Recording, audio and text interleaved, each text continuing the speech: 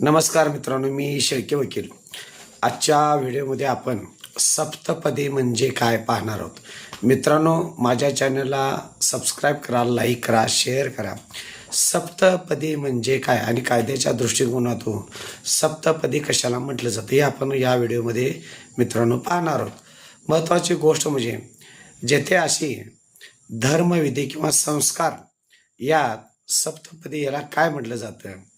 सप्तपदी म्हणजेच वधू वरानी जोडीनं होमकुंडाच्या साक्षीनं 7 फेऱ्या टाकणे याला सप्तपदी म्हटलं जातं. मित्रांनो, या सप्तपदीमध्ये पहिली ते 6वी फेरीपेक्षा 7वी फेरी होमकुंडास घालणं हे फार महत्त्वाचं असतं.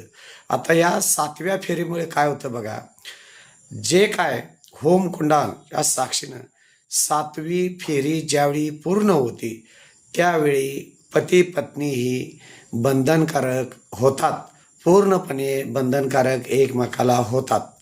त्यामुळं आपल्या भारतीय संस्कृतीमध्ये सप्तपदीला अतिशय महत्त्व दिलेलं आहे. कारण आपली धर्म परंपरा, रूढी परंपरा आणि रीतिरिवाज यामध्ये आपल्या हिंदू संस्कृतीमध्ये सप्तपदी ही अतिशय महत्त्वाची आहे. आणि सप्तपदीमध्ये 7वी फेरी पूर्ण झाल्याशिवाय हिंदू कायद्यानुसार आणि संस्कृतीनुसार लग्न झालं असं गृहीत धरलं जात नाही. लग्न पूर्णपणे करायचं असेल तर 7 फेऱ्या पूर्ण झाल्या पाहिजेत. माझ्या चॅनलला सबस्क्राईब करा, लाईक करा, शेअर करा. धन्यवाद.